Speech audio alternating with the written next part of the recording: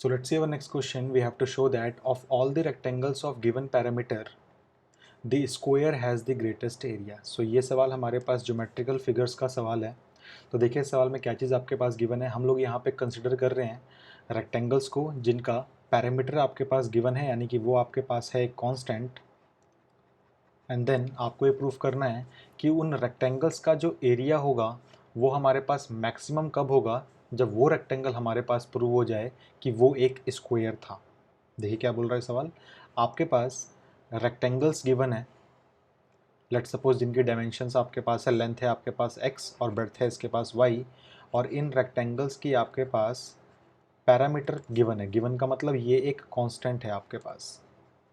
Now आपको proof करना है कि जो एरिया होगा इन रेक्टेंगल्स का वो आपके पास मैक्सिमम तभी आएगा. आप लोग बहुत सारे रेक्टेंगल्स बना सकते हैं जिनका पैरामीटर आपके पास गिवन हो. ठीक है, मान लीजिए आपके पास पैरामीटर गिवन है, लेट सपोज आपके पास पैरामीटर गिवन है 6 गिवन है लेट सपोज. ठीक है, तो इसमें आप क्या कर सकते हैं, इसमें आप सोच सकते हैं कि आपके पास जो लेंथ है वो है 2 की, और आप ऐसा ही रेक्टेंगल सोच सकते हैं. ये है आपके पास 2 2, और लेट सपोज ये है आपके पास 1 1, या फिर आप सोच सकते हैं कुछ ऐसा भी जिसके अंदर आपके पास लेट सपोज 2.5 हो यहाँ पे, एंड देन यहाँ पे भी आपके पास 2.5 ही होगा, एंड यहाँ पे आपके पास 0.5 हो और यहाँ पे आपके पास 0.5 हो. देखिए पैरामीटर आपके पास एक गिवन है आपके पास. उस गिवन पैरामीटर में से आपके जितने भी रेक्टेंगल्स पॉसिबल है बनाना आप लोगों के पास वो आप बनाइए. लेकिन आपसे ये बोल रहा है सवाल कि एरिया मैक्सिमम तभी आएगा आप लोगों के पास जब वो रेक्टेंगल एक स्क्वायर बन जाए. यानी कि जब आप लोगों का x इक्वल्स टू वाई होगा तो ही उस रेक्टेंगल का एरिया सबसे ज़्यादा आएगा. इसको आपको थ्योरेटिकली यहाँ पे प्रूफ करना है. ठीक है, आप लोग सारे केसेस नहीं बनाएंगे, आप लोग यहाँ पे डेरिवेटिव्स के एप्लीकेशन का इस्तेमाल करेंगे. हम लोग यहाँ पे सेकंड डेरिवेटिव टेस्ट का इस्तेमाल करेंगे और ये पता करेंगे कि हमारे पास रेक्टेंगल्स का एरिया जिनका हमारे पास पैरामीटर गिवन हो वो हमारे पास ग्रेटेस्ट तभी होता है जब वो रेक्टेंगल एक स्क्वायर हो. ओके, सो देखिए हमारे पास सवाल कैसे होगा. मैं यहाँ पे एज्यूम करता हूँ कि मेरे पास एक रेक्टेंगल गिवन था जिसकी डायमेंशन आपके पास एक्स और वाई है, और कैपिटल पी उसका पैरामीटर है जो आपके पास गिवन है. ओके, सो मैंने यहाँ पे रेक्टेंगल ड्रॉ कर लिया है जिसका लेंथ आपके पास है x और ब्रेड्थ आपके पास है y, और कैपिटल P से मैंने डिनोट किया है इसके पैरामीटर को. तो आपको पता है कि पैरामीटर जो होता है रेक्टेंगल का वो क्या होता है, वो होता है आपके पास सम ऑफ ऑल द बाउंड्रीज. सो ये आपके पास हो जाएगा 2x प्लस में 2y. ओके, सो आप यहाँ से बोल सकते हैं कि 2y is equals to p minus में 2x, क्योंकि आपको पता है कि आप गिवन चीज़ में से का इस्तेमाल करते हैं आप लोग और एक वेरिएबल को दूसरे वेरिएबल के टर्म्स में लिखते हैं. आप यहाँ से ये भी बोल सकते हैं कि y इज इक्वल्स टू आपके पास हो जाएगा p माइनस में 2x and then divided by 2. Okay, so आप लोगों ने यहाँ पे सक्सेसफुली एक वेरिएबल को दूसरे के टर्म्स में लिख लिया. इसको हम यूज़ भी कर लेंगे जहाँ हमारी रिक्वायरमेंट होगी. ओके, नाउ हमें यहाँ पे पता करना है कि भाई ग्रेटेस्ट एरिया क्या हो. ग्रेटेस्ट एरिया का मतलब हमें एरिया फंक्शन को मैक्सिमाइज करना है. ओके, सो ध्यान से ऑब्जर्व कीजिएगा यहाँ पे सवाल को. मैंने एज्यूम किया let capital A denotes the area of rectangle. area of rectangle. Okay, then आपको पता है एरिया का फॉर्मूला क्या होता है रेक्टेंगल से केस में, वो होता है आपके पास लेंथ इनटू ब्रेड्थ. ओके, अब अभी आप लोग इस एरिया फंक्शन को डिफरेंशिएट नहीं कर सकते बिकॉज ये डिपेंड हो रहा है आपके पास दो फैक्टर्स के ऊपर. एक आपके पास फैक्टर है लेंथ, एक आपके पास फैक्टर है ब्रेड्थ. लेकिन आप लोग इस फर्स्ट का इस्तेमाल करके बोल सकते हैं कि बाई यूजिंग फर्स्ट आप ये बोल सकते हैं कि जो आपके पास एरिया आएगा वो हो जाएगा आपके पास x इंटू में वॉट, y की जगह आप पुट कर सकते हैं p माइनस में 2x and then divided by 2. Okay, now देखिए ध्यान से, आपका एरिया जो है वो सिर्फ और सिर्फ एक वेरिएबल पर डिपेंड हो गया जो कि आपके पास वेरिएबल है x. नाउ कुछ बच्चों को इनमें सवाल आ रहा होगा भाई यहाँ पे तो आपके पास एक p वेरिएबल भी है. याद रखिएगा p आपके पास इस सवाल में गिवन था. गिवन का मतलब होता है कि p आपके पास कांस्टेंट है. किसी एक इंस्टांस ऑफ रेक्टेंगल के लिए आपके पास p जो होगा वो आपके पास गिवन होगा. इस सवाल का ये मतलब है. सो गिवन चीज़ कभी भी वेरिएबल नहीं होती, गिवन चीज़ हमेशा एक कांस्टेंट होती है. ओके, सो आपके पास ये a जो है फंक्शन वो सिर्फ x का फंक्शन बन गया. नाउ इसको आप लोग डिफ्रेंशिएट कर सकते हैं आप, तो क्यों ना हम इसको ऐसे पहले लिख दें. लेट्स सपोज मैंने इसको मल्टीप्लाई भी कर लिया. सो ये हो जाएगा आपके पास a is equals to half आपके पास आएगा common and this will become px minus में 2x स्क्वायर. ओके, नाउ हम लोग क्या करते हैं यहाँ पे, हम लोग अब इसको डिफरेंशिएट कर लेते हैं. सो मैंने लिखा यहाँ पे differentiating both sides, differentiating both sides with respect to x. इसको हम अप्लाई करते हैं, देखते हैं हमें क्या ऑब्टेन होगा।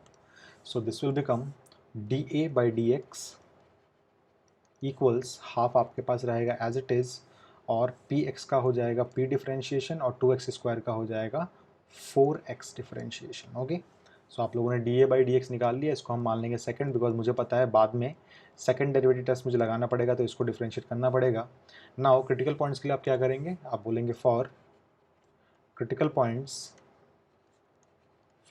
पॉइंट्स आप क्या निकालेंगे, पुट कर देंगे आप लोग dA/dx को इक्वल टू 0। देखिए आपके पास क्या ऑब्टेन होगा।